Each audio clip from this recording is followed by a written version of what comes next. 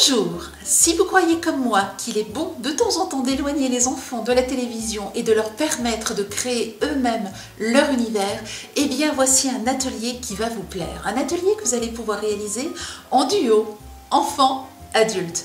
Quand j'étais petite, j'ai beaucoup joué avec ces maisons de poupées et je suis certaine que ma créativité a déjà commencer à se développer à ce moment-là.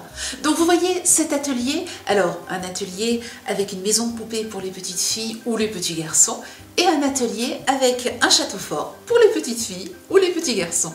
Vous allez voir que vous allez pouvoir offrir aux enfants non seulement un merveilleux moment de créativité, de création, mais aussi de belles aventures qu'ils vont pouvoir imaginer ensuite. Commençons par le château fort que vous allez retrouver dans les tutoriels. Je vous montre comment réaliser des chevaux. Vous allez voir, c'est simple. Vous aurez un modèle. Et puis ensuite, nous allons réutiliser le Easy Béton pour donner cette impression de pierre à notre château.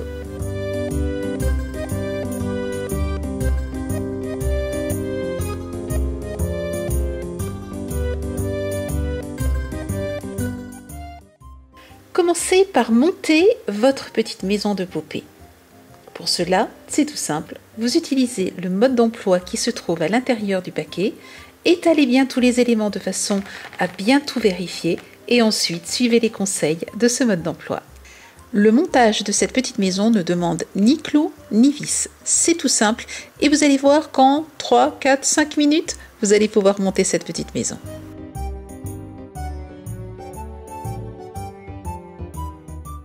Nous allons ensuite faire tous les sols de la maison. Je vais utiliser de la moquette, en réalité de la feutrine. Je prends donc les dimensions des sols de la maison. Pour les éléments pour lesquels il y a un trou, une découpe à faire, je commence par découper la surface. Ensuite, je place un stylo, un crayon sous la surface à découper. Je prends bien les mesures, je marque avec mon crayon et ensuite il ne reste plus qu'à découper et placer. Ne collez pas encore.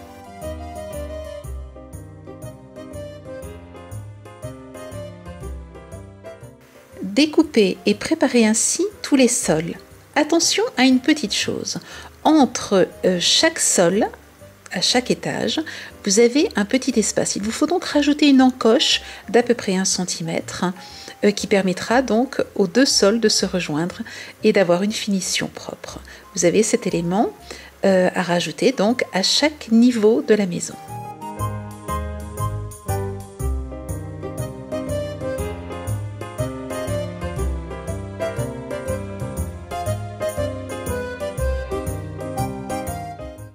Nous allons maintenant nous occuper de tous les fonds de la maison. Je prends les mesures, il s'agit en fait des mesures de la façade, mais attention, je dois penser à l'épaisseur du tapis que je viens de placer, de la moquette, en réalité de la feutrine. Donc il vous faut enlever environ 2 mm. Je découpe et je place tous les fonds sans les coller.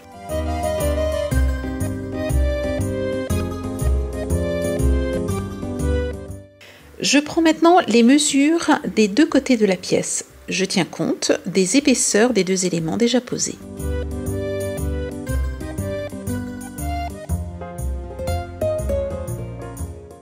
Pour les éléments pour lesquels il faut une découpe, je trace au crayon la découpe après avoir placé la feuille entière correspondant à la taille du mur de la pièce. Je découpe ensuite, je vérifie que tout se passe bien, je rectifie si besoin. Et je fais la même chose pour les autres éléments à découpe, comme les éléments centraux et les éléments fenêtres.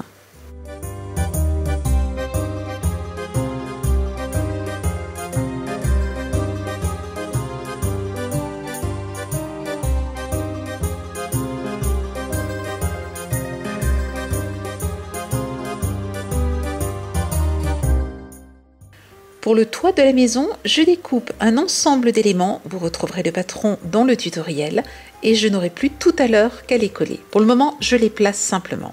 J'enlève ensuite tous les éléments de façon à pouvoir maintenant peindre les parties sur lesquelles je ne collerai pas de mousse thermoformable. J'enlève le toit. Pour que ce soit plus simple, je vais le peindre séparément et je commence à peindre donc les différents éléments sur lesquels nous ne collerons rien. J'utilise pour les grandes surfaces le pinceau mousse, il me permet d'aller plus vite et permet surtout d'avoir un résultat régulier sans trace de pinceau.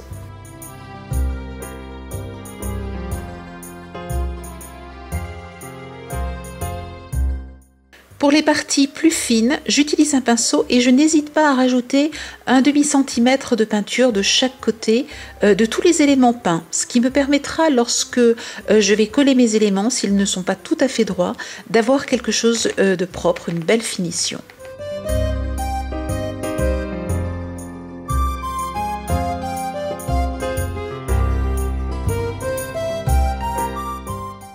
Je rajoute le toit qui a été peint séparément et je laisse sécher l'ensemble avant de procéder au collage.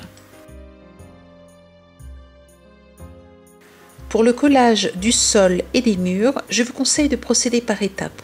Commencez par coller un point, appliquer l'élément, ajouter de la colle à d'autres points, sur d'autres points, et procéder ainsi petit à petit, mais ne collez pas tout d'une fois. Vous risquez de décaler les choses et ensuite d'avoir des soucis. Donc n'hésitez pas à prendre votre temps et coller point par point et progresser ensuite avec votre pistolet à colle.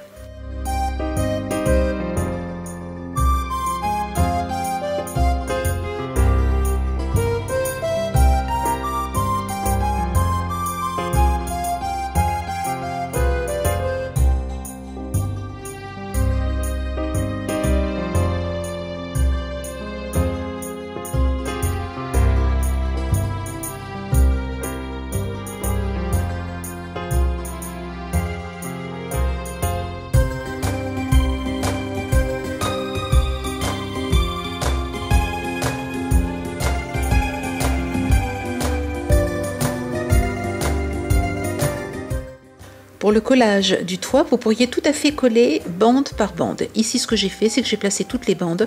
Je rajoute un point de colle de chaque côté du toit. Et ensuite, je rajoute un point de colle à l'intérieur de chaque bande.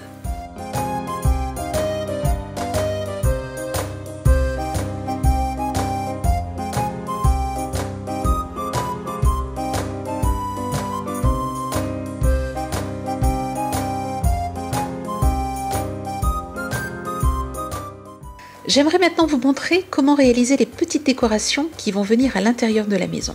Commençons par les cadres photos. Ici, j'utilise la technique du Mod Podge. C'est un bâton fait de Mod Podge que vous allez pouvoir mettre dans un pistolet à colle et ensuite placer donc à l'intérieur de votre moule.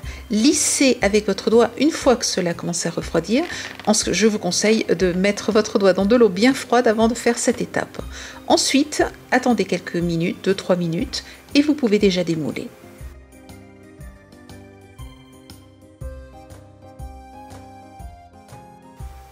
Si cela est nécessaire, vous voyez qu'il y a des petites imperfections, vous pouvez les découper avec une paire de ciseaux.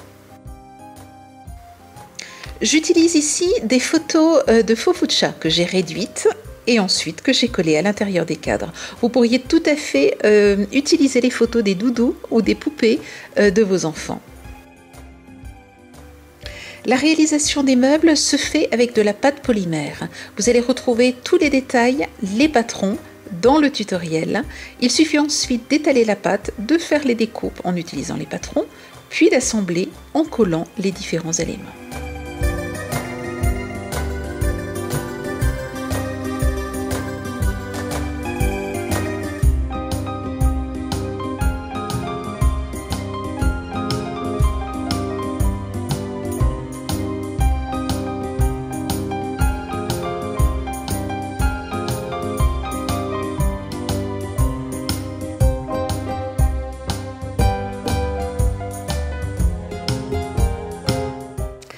Vous pouvez ensuite utiliser de la feutrine pour réaliser les coussins, les différents éléments des meubles.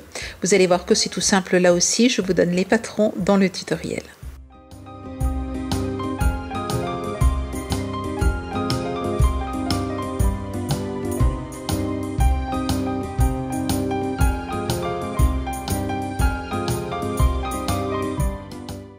Notre maison est maintenant terminée, il ne reste plus qu'à rajouter les meubles que nous avons réalisés.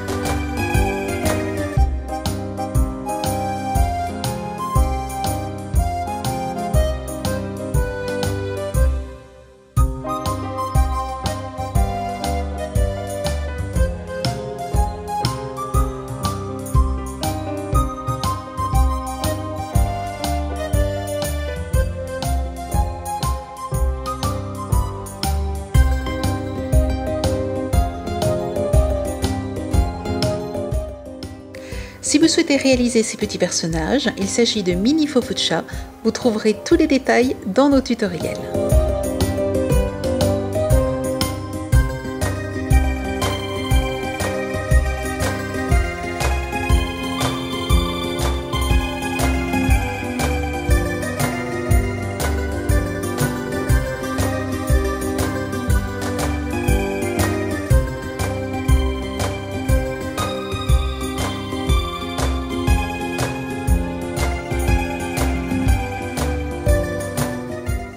Comme toujours, vous pouvez retrouver dans notre boutique tous les produits que j'ai utilisés pour la maison de poupée et pour le château fort. Je vous souhaite une belle semaine créative et je vous dis à la semaine prochaine. Au revoir.